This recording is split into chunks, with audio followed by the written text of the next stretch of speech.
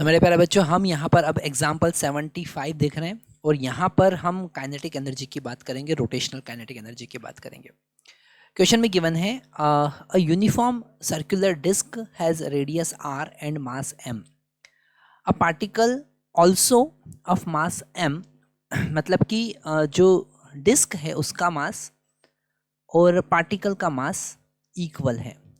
Okay, दोनों का mass equal है। Fix at end A on the edge of disc as shown in figure, है ना। ये जो इसका टॉप मोस्ट पॉइंट है वहां पर वो फिक्स्ड है। ओके, आगे लिखा है the disc can rotate freely about the horizontal chord P Q. ये जो हॉरिजॉन्टल कॉर्ड दिख रहा है पी से क्यू, इसके अबाउट वो रोटेट कर सकती है। ठीक है, मतलब वो डायमीटर के अबाउट नहीं, पी क्यू कॉर्ड के अबाउट रोटेट कर रही है। Disc can rotate about the horizontal chord P Q, distance r/4 from the centre. r/4 distance पर है।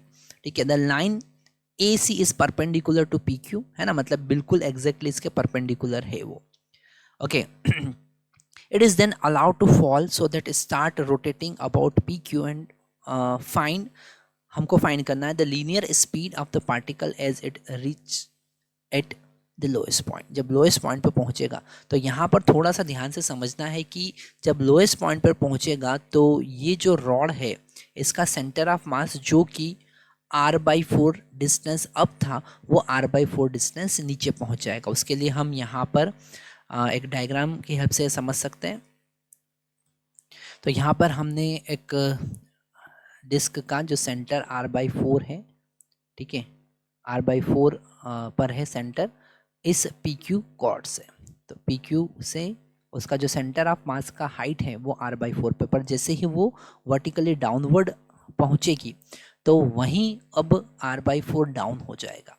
ठीक है, मतलब अगर हम देखें तो सेंटर ऑफ मास ने कितना हाइट कवर किया, कितना हाइट वो नीचे आया, वही पोटेंशियल एनर्जी में डिक्रीमेंट होगा और उतना ही काइनेटिक एनर्जी में इंक्रीमेंट होगा और उससे हम उसका लीनियर वेलोसिटी फाइंड करेंगे।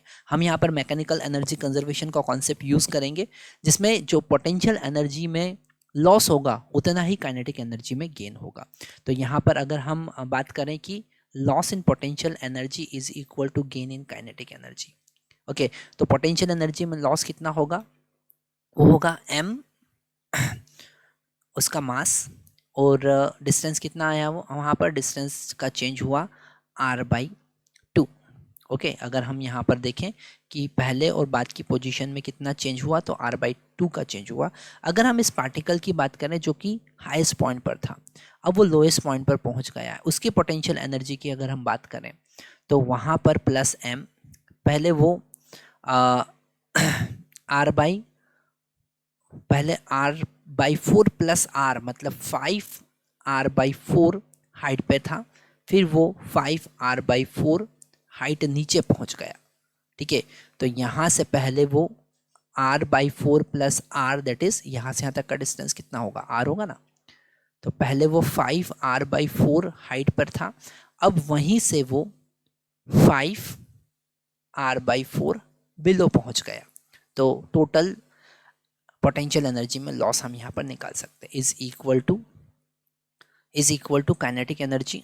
तो ये जो पार्टिकल है ये डेफिनेटली लीनियर वेलोसिटी यहाँ पर हम देखेंगे इसका। ओके, तो वो होगा 1/2 mv²। ओके, और जो डिस्क है उसका हम रोटेशनल काइनेटिक एनर्जी देखेंगे जो कि होगा 1/2 I about PQ into ω²। Okay, तो यहाँ पर पार्टिकल के लिए हम बात कर रहे हैं लीनियर वेलोसिटी की और यहाँ पर जो डिस्क है उसके लिए हम बात कर रहे हैं एंगुलर वेलोसिटी की। पार्टिकल के लिए हम लीनियर काइनेटिक एनर्जी की बात कर रहे हैं और डिस्क के लिए हम रोटेशनल काइनेटिक एनर्जी की बात कर रहे हैं। तो इसे आगे सॉल्व करते हैं तो यहाँ पर मिल रहा है हमको mg/2 और इसे 5mg इंटू r भी आएगा, r/2 हम लिख सकते हैं is equal to 1/2 mv² plus 1/2 IPQ, ये moment of inertia into ω²। Okay, अब यहाँ पर हमको सबसे पहले IPQ निकालना पड़ेगा, मतलब कि इस डिस्क का मोमेंट ऑफ इनर्शिया PQ के अबाउट।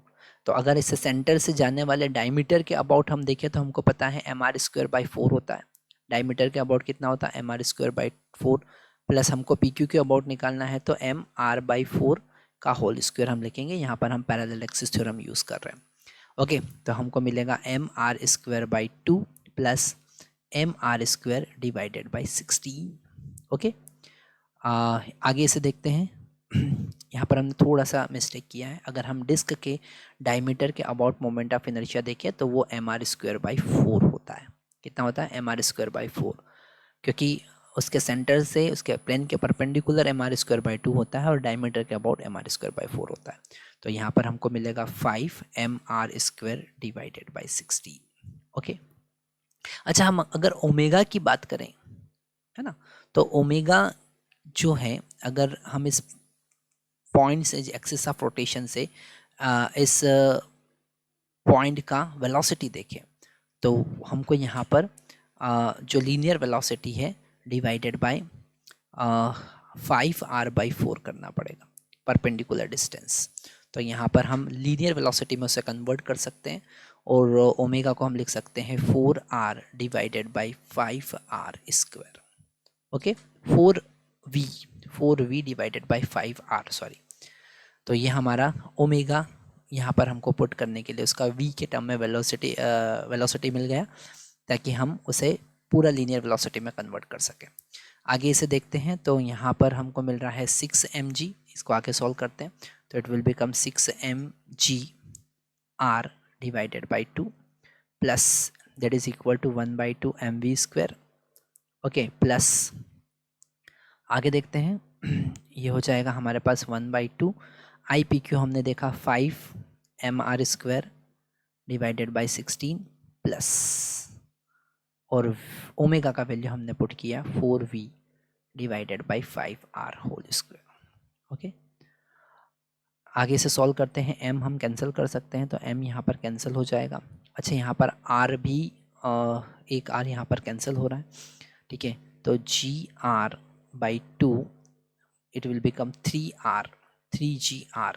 ओके, और यहाँ पर मिला हमको v²। हम सबसे पहले 2 कैंसिल कर देते हैं तो ये 2 यहाँ पर कैंसिल हो गया।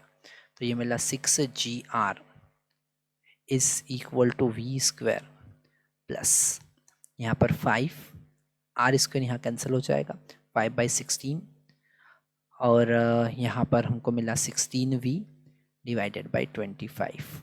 ओके, तो यहाँ 16 कैंसिल हो रहा है और ये कैंसिल होकर 5 यहाँ पर हमको मिलेगा, और यहाँ पर हमको मिलेगा 6gr is equal to 6v² divided by 5। Okay, तो 6 से 6 भी हम यहाँ पर कैंसिल कर सकते हैं। v² is equal to 5gr हमको मिला, और v का वैल्यू हो जाएगा √5gr, and that is the answer. ठीक है, थैंक यू वेरी मच।